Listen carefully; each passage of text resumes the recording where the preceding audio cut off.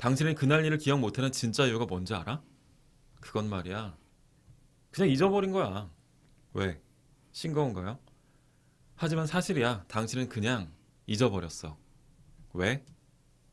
남의 일이니까.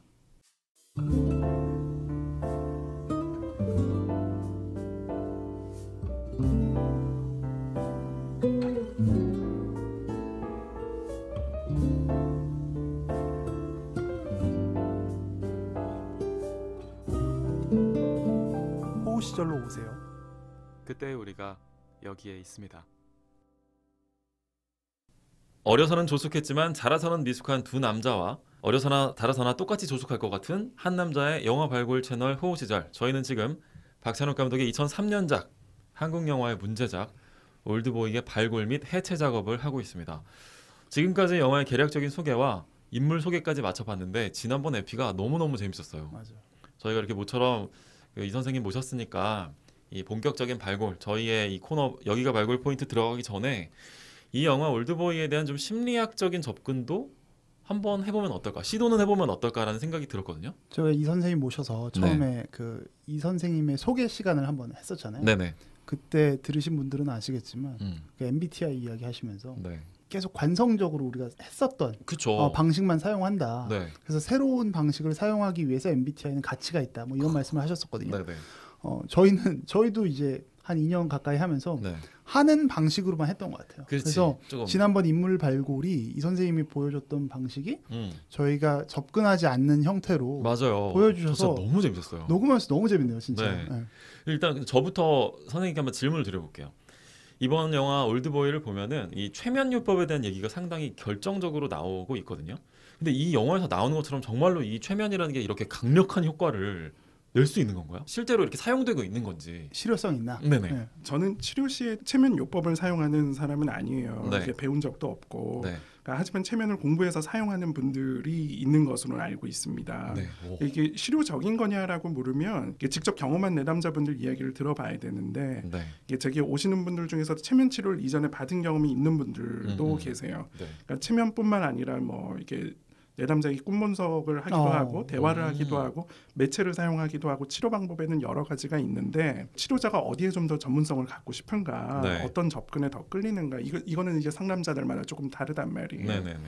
저는 분석 심리학의 접근을 계속 하고 있는데 이게 분석 심리학은 내담자의 꿈을 가지고 치료를 하거든요.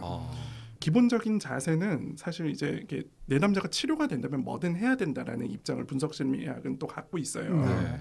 그런 면에서 이제 체면도 해야 되면 체면도 해야 된다. 필요하다면. 약간 그런 입장이거든요. 잠깐 근데 이야기를 끊어서 죄송한데 그러면 분석 심리학이 있고 네. 좀 그 큰 카테고리가 뭐 어떤 게 있어요? 그래서 좀 들어가는 게 좀 뭐 이해를 편하실 정신 것 같아서. 분석, 분석 심리학, 네. 뭐 인지 치료. 그 최면은 그러면 인지 치료 쪽인 거예요? 아니죠. 무의식을 다루는 심리학이기는 하죠. 체면 치료는. 네. 근데 이제 체면에 잘 걸리는 분들의 특성이 있어요. 이 뭐라 영화- 그러냐면 맞아요. 이 여기서는 이제 영화에서도. 체면 감수성이라고 네, 표현을 맞아요. 하는데 네네. 사실은 이제 저희는 피암시성이 높다라고 이야기를 하거든요. 피암시성. 네. 네. 그러니까 이 피암시성이 뭐냐면 내부나 외부에 투입되는 자극을 암시로 받아들이는 경향이라는 거예요. 그러니까 쉽게 이야기하면 의식 상태에 일어나는 주변 상황을 약간 이게 무비판적으로 받아들이거나 반응하는 분들이 네. 피암시성이 높다라고 할 수가 있어요. 왜 이제 그 소문 잘 믿는 분들 이런 분들이 이제 피암시성 높은 거죠. 그러니까 그렇기 때문에 체면을 거는 사람이 이제부터 1부터 5을 세면 당신은 과거로 가게 됩니다. 레드선 뭐 이렇게 하면 네네. 정말 그렇게 될 거라고 믿는 사람은 체면 상태에 빠지는 것이 다른 사람들보다 훨씬 빠른 거죠. 네. 그러니까 안 걸리는 사람도 있는 거예요. 네. 난 안 걸릴 것 같아. 근데 그게 이게 말씀 듣다 보니까 왜 꿈을 가지고도 그 치료하신다고 하셨는데 왜 꿈도 저희가 꿈을 꾸다 보면 내가 지금 꿈을 꾸고 있네, 이거 꿈이네라고 하는 거를 잘 알아채는 이른바 뭐 루시드 드림이라고 하나요? 그런 거를 잘 경험하는 사람들이 있고, 저 같은 경우에는 아무리 잠을 많이 잤어도 이게 꿈이라는 걸 인지한 채로 꿈을 꾸는 거는 진짜 별로 없었거든요, 몇 번. 그러니까 이런 것도 좀 상관이 있을까요? 그 꿈에 되게 잘 몰입하고 절대로 그게 꿈이라는 사실을 그 꿈을 꾸고 있는 동안에는 인지하지 못하는. 그 루시드 드림은 꿈속에서 자신이 의식이 있다라고 생각을 하는 거거든요. 네. 근데 실제로는 그렇지 않을 수가 있어요. 왜냐하면 꿈은 내 심리적인 현실을 묘사하는 거거든요. 네네. 내 심리적인 현실을 묘사하고 최근에 내 심리적인 현실을 요렇게 평가한 거예요. 자 그런데 이게 자각몽을 이제 막 그 꾸려고 이제 노력하시는 분들이 보면 네. 그러니까 꿈속에서 막 날아다니고 막 자유롭게 뭔가 이게 해보고 싶어하는 그런 어떤 욕구가 크신 분들이란 말이에요. 네네. 내가 꿈속에서 내가 원해서 날아다닌다. 근데 이제 분석 심리학에서는 그렇게 날아다니는 걸 조금 위험하게 보거든요. 왜냐면 우리가 날개가 없잖아요. 네. 그러니까 상승을 하면 하강하게 되어 있는 건데 네. 꿈속에서 이제 날아다니는 건 약간 이게 자아 팽창감, 그러니까 기분이 약간 앙앙되어 있는 요런 거가 조금 관련이 되어 있어요. 그러니까 꿈속에서 뭔가 자유롭게 이렇게 하고 싶다라는 게 결국은 그런 어떤 팽창감과 조금 관련이 되어 있는 거죠. 그 자각몽 같은 경우에 어떤 분이 이제 유튜브에서 본인이 이제 자각몽을 꾸려고 노력하고 꿈속에서 이제 내가 원하는 바를 해보고 싶은 마음에 노력을 하시다가 꿈 기록도 하고 뭔가 이게 노력도 해보시다가 뭘 알게 됐냐면 내가 꿈속에서 뭔가 안 되는 걸 의식 상황에서 막 노력해 본 거예요. 그런데 꿈속에서 그게 된 거죠. 근데 사실은 이게 꿈속에서는 그러니까 뭘 주로 보게 되냐면 꿈 상황이 펼쳐지잖아요. 꿈 주인공이 왜 이 상황을 헤쳐나가지 못하는가를 좀 주로 보게 돼요. 그래서 그게 이제 내 현실에서의 어떤 태도와 관련이 있는 거죠. 이 문제를 헤쳐나가지 못하는 것이. 근데 이제 이 자각몽 꾸시는 분이 그걸 이제 어떻게 알게 되신 거예요. 그 원리를. 의식상에서 뭔가 이게 노력해서 변화를 해보니까 꿈 상황이 변화가 되는 거죠. 그러니까 이거는 이게 의식과 무의식은 거울 같은 거거든요. 그러니까 의식 상황에서 뭔가 노력하면 무의식 상황도 바뀌게 되는 거죠. 그렇구나. 그러니까 최면하고는 생각보다 거리가 좀 멀게 느껴지네요. 이 꿈이라는 거는. 저는 뭔가 되게 비슷한 괴일 줄 알았는데. 근데 이제 비슷한 면은 있어요. 무의식을 다룬다라는 면에서. 왜 이제 아까 이제부터 1부터 5세면 당신은 과거로 가게 됩니다. 그래서 뭐 이렇게 하면은 이제 정말 그렇게 될 거라고 믿는 사람은 이제 훨씬 빠르다고 말씀드렸는데 무의식은 무비판적인 경향이 있단 말이에요. 그렇기 때문에 암시에 민감하게 반응을 해요. 그러니까 내담자가 고통스러워하는 기억에 대해서 다르게 생각하게 하거나 조금 다른 각도에서 볼 수 있게 하거나 다르게 반응할 수 있도록 도와줄 수가 있는 거죠. 근데 이 최면 치료가 프로이트와 융이 정신 치료를 시작하면서 초반에 많이 썼던 방법이거든요. 근데 이제 체면이 풀리고 나면 문제가 생기는 거예요. 그러니까 체면이 풀리고 나면 저희는 이제 트랜스퍼런스라고 해서 전이라고 하는데 이 전이가 뭐냐면 내담자가 누군가의 관계에서 경험했던 문제를 치료자와의 관계에서 재경험을 한다라는 거예요. 체면을 걸게 되면 체면에서 이제 빠져나오면서 이 전이 감정이 너무 크고 빨라서 그 치료가 잘 되지 않는다라는 거죠. 오히려 치료에 방해가 된다고 보고 정신치료에서 이제 체면을 좀 이게 사용하지 않게 됐었어요. 저는 이제 그 체면 쪽은 잘 모르지만 최근까지 계속 이 방법을 가지고 내담자에게 접근하는 사례들이 있기 때문에 하는 분들이 있기 때문에 연구를 하면서 그런 부작용들을 많이 그 해소시키지 않았을까 그런 생각을 해보긴 합니다. 그러면 정리하면 그 상담을 통해서는 사실 의식적으로 자신이 생각하고 있는 문제를 이야기할 수 있는 부분이고 꿈이나 최면 같은 경우는 본인이 인지하지 못했거나 얘기하기 어려운 부분을 그 무의식의 영역을 내담자에게서 이야기를 듣게 되는 영역인데 다만 최면은 기존에 있었던 연구 결과로는 그 최면이 끝나고 나서 나오면서 오히려 또 새로운 문제가 발생하게 돼서 그거에 대한 예측 불가능성 때문에 상당히 더 어려워지는 부분이 있다. 지금 이런 부분을 말씀해 주신 것 같은데 그러면 기본적으로 제가 그냥 느끼기에는 최면과 꿈 같은 경우는 그 무의식의 영역을 끌어내기 위한 상담 치료의 한 부분인 것 같거든요. 아니, 치료의 한 부분인 것 같거든요. 그러면은 그거 말고도 또 있어요. 그 무의식의 영역을 건들 수 있는 부분. 프로이트의 정신 분석도 그렇죠. 그렇죠.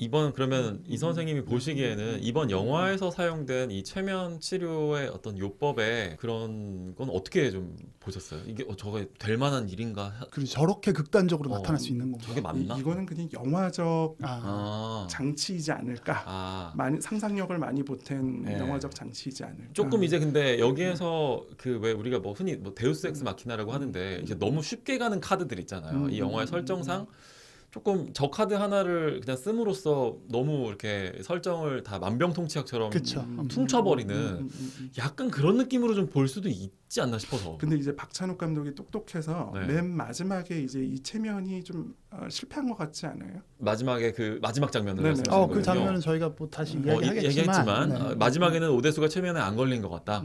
안 걸렸을 수도 있다. 근데 그게 왜 박찬욱 감독의 똑똑함과 연결이 되는 거예요? 그 방금 이제 데우스 엑스 마키나 네네. 이야기를 하셨기 때문에 네네. 그것이 이제 만병통치약이 아닌 거죠. 아니다. 어허. 그래서 그걸 빠져나갈 구멍을 만들어 놓은 거다. 빠져나갈 구멍이라기보다 네. 훨씬 더 이야기가 되게 훨씬 훨씬 더 비극적인 상황이 연출이 된 거죠. 듣고 보니까 그렇다. 조금 이따 저희가 사실 이 질문을 네네, 원우 씨랑 저랑 맞아요. 얘기해 볼 건데 네. 그때 그러면 이 선생님의 의견도 한번 더 들어보는 걸로 하겠습니다.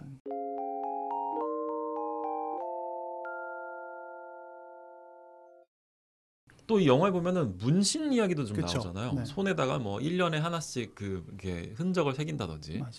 저는 제가 알기로는 뭐 이 문신이 뭐 심리학적으로는 뭐 자해 하고 싶은 뭐 스스로를 괴롭히고 싶은 서양과도 연결되고 뭐 이런 얘기도 들은 적이 있는 것 같은데 약간 이런 사람이 문신을 할 때 느껴지는 새길 수 있는 어떤 심리학적인 의미나 요인 같은 것도 있을까요? 문신은 왜 여기 이제 영화에서는 1년에 한 줄씩이다 네. 하고 막 그 네. 대사 그쵸. 시작으로 이제 손에 오대수가 새겨 넣잖아요. 처음엔 6줄을 한꺼번에 새겨야 한다. 네. 내년부터는 힘들다. 편안해지겠지. 뭐 이런 말 한단 말이에요. 맞아요. 이게 문신이 문자나 그림, 그러니까 동물 네. 혹은 어떤 이계에 있을 법한 어떤 괴물을 새겨 넣는 작업이란 말이에요. 몸에. 네. 그러니까 일종의 기도 같은 거예요. 그러니까 이 천상의 힘을 갈구하는 기도, 그리고 그 힘과 이게 동일시. 너무 하는 멋진 주술적 의미다. 이런 그렇죠. 그런 게 그 의미도 있죠. 그러니까 그 문신을 내 몸에 새겨 넣으면 네. 그 힘을 갖게 내가? 되는 거다. 그런 느낌. 라고 믿는 거예요. 그런 느낌을 받는다. 네. 그리고 고대 사회에서는 한 집단에 들어간다는 어떤 인문 의례의 네. 결과로 수여되기도 하거든요. 그렇죠. 내가 이 부족의 일원으로 들어가는 영구적인 어떤 표시, 네. 부족의 배지 같은 아하. 일종의 역할을 하는 그러니까 그 거죠. 성경에서 나오는 할례 같은 개념. 그거를 몸에 새기는 거군요. 네. 그러니까 이것을 내 몸에 새겨 넣으면 어떤 알 수 없는 마법 같은 네. 힘이 끼어든다고 생각을 한 거예요. 왜 우리 실제로 몸에 막 용문신 두르고 있으면은 무섭잖아요. 그쵸. 그쵸. 조직의 일원 같고 이레즈미. 뭔가 이렇게 기분 나쁜 행동을 했지만 네. 이분이 혼자가 아닐 것 같은. 이분을 그쵸. 건드리면 다른 사람들도 거대한 몰려올 조직의 것 일원일 것 같은. 같은. 분노 조절 잘하게 되네. 그렇죠. 분노 조절 잘해. 박종훈 씨 나온 영화 중에 내 깡패 같은 애인. 네. 네 맞아요. 그래서 이제 박종훈 씨가 여주인공이 아버지 만나러 가는 상황에서 시비가 붙는데 네. 이제 싸울 생각이 없는 박종훈 씨의 옷이 시비를 거는 사람들에 의해 뜯겨지거든요. 네. 그때 드러나는 근데 문신. 이제 그때 이게 그쵸 몸에 막 문신이 보이면서 시비를 걸던 사람들이 막 위축이 그쵸. 되는 그런 장면이 연출되기도 하고. 왜 이게 두 분 보셨는지 모르겠는데 왜 비고 몬텐슨 그 영화 중에 이스턴 프라미스라는 네네네. 영화가 있어요. 네네. 여기서 주인공 비고 몬텐슨이 연기한 마피아가 네. 우통만 까도 이 사람이 어디서 복역을 했는지, 그렇죠. 그 어디 출신인지, 이 사람의 계급이 어떠한지 이런 걸 이게 몸에 새긴 네. 문신을 통해서 알 수가 있거든요. 네. 그러니까 여러 가지 의미가 있는 거죠. 네. 근데 이제 올드보이에서는 내가 몇 년 동안 갇혀 있었는지를 몸에 새긴단 말이에요. 네.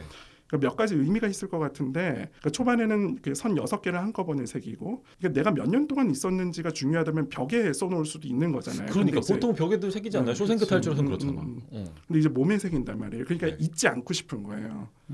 절대 잊지 않고 싶다. 그러니까 몇 년이 중요한 게 아니고 네. 이 기억을 잊지 않겠다라는 하긴 뭐 그런 예를 들면 의미도 있는 거죠. 이유 없이 갇혔으니까 어느 날 갑자기 방이 바뀔 수도 있는 거지. 그러면은 뭐 없어질 수도 있는 거고. 날 이렇게 만든 자를 네. 용서하지 않겠다. 복수하겠다. 일종의 이 문신을 통한 충성서약인 거예요. 스스로에 대한 나는 이게 이 계약에 나를 스스로 묻겠다. 약간 이런 충성 서약인 거죠. 전 이 부분이 굉장히 그래서 일본스러운 느낌이 있었어요. 약간 일본 사무라이 같은 맞아요. 맞아요. 네. 어떤 나의 어떤 복수의 칼날을 그렇지, 다짐하리라. 그렇지. 근데 굉장히 그럴 듯한. 네, 너무 재밌는데. 더 해주세요. 그래서 여기까지. 네. 조세프님은 뭐 궁금한 거 없으세요? 저는 그 문신 얘기가 나왔으니까 네. 우리 사회에서 문신을 잘 안 하는 문화가 있다가 네, 최근에는 타투이스트가 되게 어엿한 직업이 되고 미술을 하셨던 분들도 네. 내가 이 직업을 옛날에 좀 음지였던 것 같은데 근데 지금도 합법은 아닐 합법은 거예요. 아니고 네. 의사들만 할 수 네, 있죠. 네. 근데 지금 굉장히 많아졌잖아요. 이게 정말 사실. 많아졌죠. 지금. 근데 적어도 사회적으로는 인정받고 있죠. 왜 네. 그런 이렇게 사회적으로 바뀌는 의미는 뭘까요? 약간 그러니까 많은 사람들이 이렇게 문신을 많이 새기고 싶어 하게 되는 쪽으로 오는 그런 거에는 거지. 뭐 약간 염색 같은 거지. 네, 어떤 어떤 비밀이 시기에는 있을까? 뭐 이런 걸 하다가 또 어떤 시기에는 안 하고 뭐 이런 거 있잖아요. 뭘 새기고 싶은 걸까요? 우리나라 지금의 이 현 시대의 사람들은 누구를 향한 충성 서약인 거야? 근데 물론 요새 유행하는 문신은 뭐 진짜 뭐 용 이런 건 아니고 진짜 뭐 레터링이라고 하죠. 그렇죠. 뭐 까르페 디엠 이런 거 물론 너무 옛날 건가? 전 옛날에 아직도 기억나는 게 그 캐나다에서 네. 제가 잠깐 캐나다에 어학연수라고 저희 때는 또 어학연수를 아, 갔잖아요. 네네. 지금도 많이 가죠. 네. 어학연수를 갔다가 영어는 못 배우고 스노보드를 배워서 왔는데 아, 네. 잘 타시잖아요. 그때 스노보드를 타고 이제 오려고 하는데 어떤 백인 여자분이 네. 우리가 이제 동양에서 온 남자애들 둘을 보고 자기가 문신을 했다고 하면서 그 뒤편에 네. 우리가 그러니까 중국인인 줄 알았나 봐. 그러니까 아. 무조건 이렇게 그 한자? 한자를 했는데 그 욕망할 때 욕자를 써놨었거든요. 아, 그래서 네네네. 오. 그걸 설명해 달라고 해서 뭐 그냥 뭐 디자이어밖에 생각이 안 나서 그냥 어, 그런 얘기를 그러니까. 했었던. 나 같아도 그랬을 것 같아. 근데 그 당시에 이제 그 당시에도 그런 서양에서는 이미 네. 벌써 한 십몇 년 전인데 네. 그렇게 문신을 하는 게 되게 젊은 애들한테 일반화돼 있구나라는 네, 인식이었는데 네, 그게 네. 요새 요즘 이제 젊은 친구들이 그렇게 많이 하더라고요. 그래서 좀 더 개성의 표현으로 가고 있는 게 아닐까 싶기는 해요. 네. 그 꼭 어떤 집단의 예전에는 약간 집단에 이제 소속되고 싶은 어떤 욕구, 그렇죠. 네. 그런 어떤 욕구 때문에 이제 누구 한 명이 이제 문신을 하면 다 같이 이제 하는 그런 네. 어떤 문화도 있었던 것 같은데 요즘에 약간 개성의 표현으로서 많이 하고 있지 않을까 해요. 그 제 내담자 중에서도 중학생인데 네. 그 부모님에게 막 그 졸라서 그 문신을 하겠다고 했는데 이제 부모님에게 끌려온 내담자가 있었거든요. 그 몸에 이제 이레즈미를 그걸 하고 싶다. 이레즈미를 중학생인데. 하고 싶은 거죠. 와, 그럼 정말 막 용 이렇게 뭐 그- 귀신 이런 거 있는 건데. 감은 거잖아. 예, 예, 예. 그걸 그 뭐 자세하게는 말씀하시기 좀 그렇겠지만 그럼 상담하는 입장에서는 그걸 뭐 말려야 되는 거예요? 아니면 뭐 아니면 부모님은 그걸 원하시겠지만 네. 저 같은 경우에는 예를 들어 이 이레즈미 하면 네. 한 200만 원, 300만 원 들거든요. 네, 네. 근데 이제 막 어떤 곳에서 하면 막 고급스럽게 보이지도 않아요. 그렇죠. 그래서 그 고양이처럼 보여요. 부모님의 욕구는 당연히 이제 아이를 이제 끌고 온 만큼 아이가 이게 그렇게 하는 걸 말려주면 단념하도록. 그렇죠. 그 단념하도록 했으면 하는 그런 바람이 있으시겠지만 저는 이제 그렇게 접근은 하지 않고 네. 조금 더 성인이 돼서 네. 돈 모아서 좋은 문신을 그걸로 해라. 해라. 그게 더 낫지 않겠냐. 고방향성이구나. 저는 조금 더 그렇게 이야기하는 편인 것 네. 같아요. 와, 저 소장님 말씀 들으니까 이 직업 너무 매력 있는 것 같아요. 그렇죠. 네, 이렇게 원호 씨도 재밌게 잘할 것 같아요. 저요? 근데 저 같으면 꼼짝없이 그냥 이레즈미 이런 건 그냥 하지 말라는 식으로 말했을 것 같거든요. 근데 상담자의 역할은 또 그런 게 아니니까, 그렇죠? 그 사람의 인생에 개입하는 뭐 그런 건 근데 아니고. 되게 궁금한 게 뭐 이 선생님의 가족이나 혹은 아주 친한 뭐 조카나 네. 이레즈미를 하겠다. 이레즈미를 이런 레터링도 식으로 아니야. 이렇게 아주 강하게. 그러면 글자 이런 거 아니야. 그때는 롤이 상담사로 나와요? 아니면 요게 이렇게 인간으로 나와요? 인간으로 나오는. 인간으로 나올 거. 그건 너무나 당연히 인간으로 너무 나올 당연하지. 것 같아. 그치. 맞아. 그거는 그렇게 하는 게 또 맞지 않나라는 생각도 그치. 들기도 하고. 근데 너무 재밌다.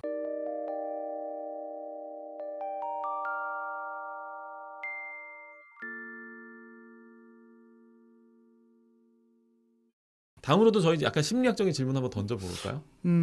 저희 오늘 이번 에피 시작할 때 읽었던 멘트 중에 남의 일이라서 기억 못하는 거예요 라는 그런 멘트. 그러니까 대수의 입장에서는 우진이의 이 모든 비극이 사실은 남의 일이고 쉽게 말할 수 있었던 뭐 그런 거 아니야? 라는 것 때문에 사실은 또 이 복수에 이 사단이 나지 않았나라는 생각도 들긴 하는데, 생각해보면 저희들이 우리 스스로의 일이 아니고서는 다른 사람의 인생에 대해서 생각할 때는 그렇게 정성을 들이지 않는 것 같긴 해요. 그렇게 정성 들여서 디테일하게 기억해주지 않는 것 같기도 하고. 그러니까 어떻게 보면 이런 질문을 던지고 싶은 거죠. 네. 어떻게 해야 기억에 남게 할 수 있는 것인가? 그러니까 인간의 어떤 기억의 선별의 기준이라는 네. 게 있다면 우리가 그 기준에 맞는 어떤 언행을 하면 그 사람의 마음에 기억에 남을 수도 있을 거고 할 텐데 혹시 그런 기준이라는 게 있는 걸까? 라는 궁금증이 생기더라고요.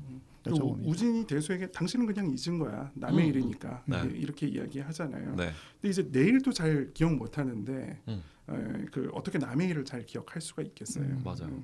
그래서 제가 심리 상담을 하고 있지만 이제 또 가해자는 자기가 한 일을 잘 기억 못 하거든요. 맞아요. 근데 이제 인생에선 이런 면도 있는 거죠. 나는 이제 저 사람을 상처 입힐 의도가 없는데 누군가는 그 어떤 말에서든 상처를 입을 수가 있는 거예요. 정말 그렇거든요. 네. 근데 이제 기억의 어떤 선별 기준과 관련해서는 이제 보통은 감각 기관을 통해서 입력되는 정보 중에 이제 현재 의식과 관련된 제한된 양의 정보만이 내 주의에 의해서 선택이 된단 말이에요. 그러니까 사람마다 이제 다른 거예요. 사람마다 다르지 하긴 맞아요. 그렇죠. 사람마다 다른 건데 다른 기억보다는 나에게 상처가 됐던 일, 뭐 사고, 사건, 힘들었던 일들이 당연히 이제 기억과 이제 세포에 깊숙이 새겨질 수밖에 없겠죠.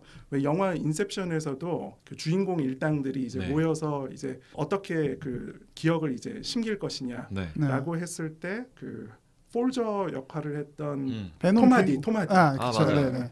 그 토마디가 이런 이야기를 한단 말이에요. 이제 기억을 심으려면 강렬한 어떤 감정, 관계가 중요하다. 이게 확실히 또 전문가는 이런 대사들이 기억이 나시는군요. 그러니까 뭔가 이 강렬한 어떤 정서적인 감정 같은 것들이 기억이 이제 우선적으로 선별될 수 있을 것 같아요. 그러니까 이제 결국은 이게 비전문가의 입장에서 이야기를 하면 어떻게 이야기를 만들어서 전달하느냐가 기억 남게 하는 것 같거든요. 그러니까 저희가 오디오 클립을 막간에 홍보를 하자면 저희가 오디오 클립으로 이야기하면 이야기 전달이 잘 안 되는 경우가 많죠. 맞아요. 그래서 그 최근에 백삼 작가님이 맞아. 저희 유튜브 채널 만들었어요. 영상을 만들어주고 계시는데 그거는 저희가 봐도 내가 이 얘기를 했었나 싶을 정도로 주의력이 훨씬 더 그 자극돼서 딱 반응하게 되더라고요. 여러분들의 시각도 자극하고 싶어가지고 영상을 만들고 있습니다. 영상은 얼굴은 안 나오니까 걱정하지 마시고요. 네네, 많이 봐주세요. 네. 근데 그런 면에서 생각해 보면 그래서 왜 스토리텔러라는 말을 기업에서 자꾸 고용하고 채용하고 저희 그 권예 작가님도 자기 스스로를 드로잉 텔러라고 했잖아요. 맞아요. 여기서의 핵심은 드로잉이냐 스토리가 중요한 게 아니라 텔러가 되는 거고 어떤 이야기를 구성해서 전달해 주느냐에 따라서 그 기억에 남을 수 있느냐 아니냐가 다른 사람들에게 매력적으로 느껴지느냐 이 부분인 것 같아요. 그래서 그 부분을 아까 그 토마디의 대사를 빌려서 설명을 해주셨던 것 같고 올드보이 같은 경우에도 제가 계속해서 이제 그리스 비극 같다고 그 이야기를 드렸는데 그 소포클레스 그러니까 이제 중요하게 생각한 게 내러티브가 아니다 드라마다 이런 이야기를 하거든요. 야, 저희랑은 비길 수 없는 진짜. 그리고 이렇게 얘기하다가 막 이렇게 다른 영화 인용하는 거 너무 기품 있지 않아요? 더 재밌는 건 영화 말골 채널을 운영하고 있는 사람들은 그 영화를 잘 모르는데 그런 대사가 있었나? 너무 재밌네. 이 영화는 드라마가 있기 때문에 반복해서 이렇게 보면 재미가 없는 것 같아요. 진짜 예리한 지적이다 이거는. 오늘 저희가 계속 아라는 탄성이 계속 나오고 있어요. 뭔가 한 수 배웠습니다가 아니라 여러 수를 지금 배우고 있는. 저희 마지막으로 그러면 정말 센 질문 하나 또 한번 드려볼까요? 이 영화를 관통하고 있는 하나의 코드. 정말 터부시되는 지금까지도 아주 터부시되고 있는 코드인데 아마 앞으로도 영원히 그럴 것 같은. 근친상간이라는 거를 아주 가감없이 다루고 있거든요. 이 영화는 한 커플이라고 해야 되나? 한 커플의 근친상간뿐이 아니라 그게 이제 뻗어나가고 있는 지금 근친상간까지 다루고 있는데 역사나 이제 문화적으로 돌이켜 보면 근친상간이라는 개념은 어떤 식으로 우리가 이해하게 되는 건지 이게 자연스러운 건지 아니면 지금처럼 터부시하는 것이 자연스러운 건지 이 인간의 욕망에 대해서 뭐 좀 너무 열린 질문일 수도 있는데 근친상간을 막 환영했던 때는 없었던 것 같거든요. 근데 이제 그런 걸 이게 허용하는 나라들이 있었죠. 지금 같은 경우엔 프랑스가 크게 이제 문제지 삼지는 않는 것 같아요. 뭐 우리나라 같은 경우는 60년대 이제 동성동본 그 금지법, 그 팔촌 간에 이제 팔촌 내 이제 혈족이 결혼을 하면 안 되는 그런 어떤 법도 생기기도 했고. 근데 이제 근친상간을 하게 되면 유전병을 그렇죠. 가질 수 있는 여성 유전자에 접합을 할 가능성이 높다고 의학적으로. 그리고 또 문제는 요즘에는 자녀를 성노예로 만들어버리는 그런 문제가 생기기도 하잖아요. 네, 맞아요. 근데 이제 저는 조금 요 영화를 보면서는 좀 다르게 생각을 했어요. 다르게 이게 접근을 좀 해봤는데 그러니까 왜 이런 설정을 했을까? 그러니까 이런 어떤 근친상간의 모티브가 사실은 신화에서 많이 등장을 한단 말이에요. 맞아요. 그러면 이제 신화에서 왜 근친상간이 벌어지느냐? 신들이 자신의 패권을 강화하고 유지하기 위해서 한다는 거예요. 왜 이제 형제와 자매가 근친상간을 하면 신이 잉태된다라는 아일랜드 신화도 있거든요. 네, 들어본 적 있어요. 그리고 이제 뭐 그리스 신화에서는 제우스와 헤라가 이제 형제 자매 관계로 이게 등장하기도 하고 프로이트가 이런 걸 이제 오이디푸스 콤플렉스다, 일렉트라 콤플렉스다라고 이제 명명을 했는데 사실 이게 뭐냐면 그러니까 인간의 발달 과정에서 예를 들어 이게 남자아이라면 남아가 동성인 아버지에게는 적대적인데 어머니에게는 호의적이고 성적 애착을 가진다라는 거예요. 그러니까 어머니의 사랑을 쟁취하기 위해서 아버지와 같은 위치에 서고 싶어 하는데 그러니까 아이는 무력하기 때문에 아버지의 어머니에 대한 어떤 독점력을 양보하고 아버지라는 존재를 수용한다라는 거죠. 그러니까 이러면서 정신 발달의 어떤 전환점을 갖게 된다라는 건데 이제 문제는 거기에 고착이 되어 있을 때 문제가 생기는 것 같아요. 성장하지 못하고, 탈피하지 못하고. 그러니까 근친상간은 현실에서는 좀 이게 닫혀 있는 사회, 그리고 이제 다른 사람들과 동화되지 못하는 닫혀진 어떤 마음 상태, 제한된 정신 상태에 있을 때 벌어지기 쉽다고 하거든요. 그러니까 결핍이나 어떤 퇴행을 나타내는 건데. 그러니까 어릴 때는 어떤 특정 발달 단계에서는 어머니에게 혹은 아버지에게 강한 애착, 그걸 이게 보일 수가 있는 게 이제 정상적인 거예요. 하지만 이제 근친상간이 사회나 개인의 어떤 도덕적, 정신적 발달에 장애가 있는 것으로 좀 볼 수도 있거든요.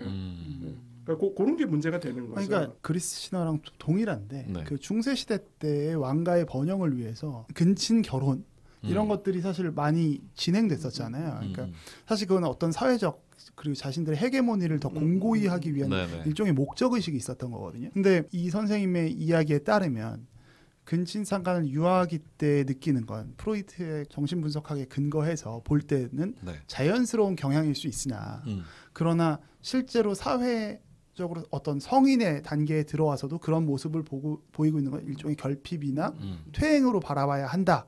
그렇기 때문에 지금 이렇게 우리가 터부시해서 바라보는 게 그 사회적인 어떤 금기를 떠나서 인간 욕망적으로도 그게 자연스러운 거다라고 보시는지가 저는 궁금합니다. 요런 설이 있거든요. 그러니까 가족은 성적으로 끌리지 않는다라는 거예요. 그러니까 신비감이 없는 거죠. 그게 이제 일반적이다. 그러니까 이성적으로 느껴지지 않는 게 일반적인 거죠. 그러니까 우리가 이제 그렇게 그러니까 형제들과 살다 보면 자연스럽게 그럴 수밖에 없다라는 건데 이제 그렇지 않다라는 거는 뭔가 문제가 있는 것으로 보는 거죠. 그럼 이제 이 영화에서 빗대서 얘기해서 본다면 우진이와 수아는 아마 같은 집에서 살았던 친남매로 보여지는데 그렇다면 그들의 사랑은 사실은 방금 말씀하신 바에 따르면 좀 문제가 있는 저렇게 느껴지지 않을 텐데 둘이서 사랑을 하네라고 볼 수 있는 반면에 우리 이 우진이가 파놓은 함정에 걸려든 대수와 미도의 경우에는 DNA적으로 부녀 관계이기는 하나 이들은 서로가 부녀 관계라는 걸 전혀 예상조차 하지 못하는 상황에서 지금 갖게 된 사랑의 어떤 관계란 말이에요. 그럼 이런 것들에 대해서는 우리가 심정적으로는 그 함정에 걸려든 거니까 막 그렇게 뭐 대수를 도덕적으로 뭐 단죄한다거나 이제 저희가 그런 심리로 가게 되지는 않는데 그럼에도 불구하고 그 사실을 알게 됐을 때 어떤 느껴지는 거부감 같은 것들은 분명히 존재하는 것 같기는 해요. 그래서 이제 반복적으로 하는 이야기지만 제가 이제 그리스 신화 같다라고 이야기한 거예요. 그래서 오이디푸스 신화 같은 경우에는 이제 신탁을 받게 되잖아요. 오이디푸스의 아버지가 자기 망명 때 피난을 이제 도와줬던 그 왕국의 아들을 겁탈을 한단 말이에요. 그러면서 이제 저주를 받게 돼요. 그 아이를 이제 낳지 못하는. 그러면서 나중에 이제 레비우스인가 그 오이디푸스의 아버지가 레비우스일 텐데 레비우스가 이제 신의 청탁을 이게 나중에 이제 이렇게 청하는데 아들이 태어나서 이제 아버지를 죽이고 어머니와 결혼한다는 신탁을 받게 된단 말이에요. 그래서 예고를 듣게 되는 그쵸. 거죠. 네. 그러면서 이제 그 실제로 그게 이루어지게 되고 네. 오이디푸스는 돌아가신 이제 어머니의 브로치를 가지고 자기 두 눈을 찌른단 말이에요. 네. 근데 이게 이제 올드보이에서는 본인의 혀를 자르고 네. 오이디푸스 신화가 이제 가족 전부가 저주를 받거든요. 네. 딸 안티고네도 저주를 받아요. 네네네. 그러니까 굉장히 이제 올드보이의 진행이랑 유사한 거죠. 딸 미도도 사실은 어떻게 보면 영향을 받고 있는 거니까. 저는 이렇게 전체적으로 좀 그렇게 봤어요. 그런 구도를 가져가고 있는 것 같네요. 네. 그러니까 그래서 서양에서 리메이크를 했을 수도 있어요. 그게 다가오니까. 맞아, 걔네들 그거 좋아하잖아 또. 그리고 그리스 신화나 뭐 호머나 이렇게 보면 진짜 대단한 이야기꾼들이에요. 정말 생각해 보면 기상천외한 상상을 동양의 그리스 비극인 거죠. 네, 그렇죠. 어떻게 보면 그래서 더 이게 강력하게 이제 전달이 된 게 아닐까 싶어요. 또 서양 사회에도 그러니까 단순히 어떤 근친상간의 문제라기보다 이런 어떤 강력한 힘을 가지고 있는 그리스 신화를 등에 업고 신화를 그 구조화에서 시작을 하니까 이렇게 보니까 영화가 좀 더 스트럭처가 보이는 것 같은. 굉장히 이번 발굴 너무 저는 개인적으로 만족스럽습니다. 저 더 이상 저는 답변을 하지 않아도 될 것 같은. 아니 사실 이 선생님 말씀 듣고 나니까 이 영화에 나오는 코드들을 진짜 깊게 정말 저희가 알고 들어가는 느낌이 들어요. 그러면 이제 저희 다음 에피부터는 이제 칼자루를 조 셰프님께 넘겨볼까 합니다. 이 영화의 발굴 포인트들을 하나하나 짚어보면서 이 작품 올드보이에 좀 더 가까이 다가가는 작업을 가져보도록 하겠습니다.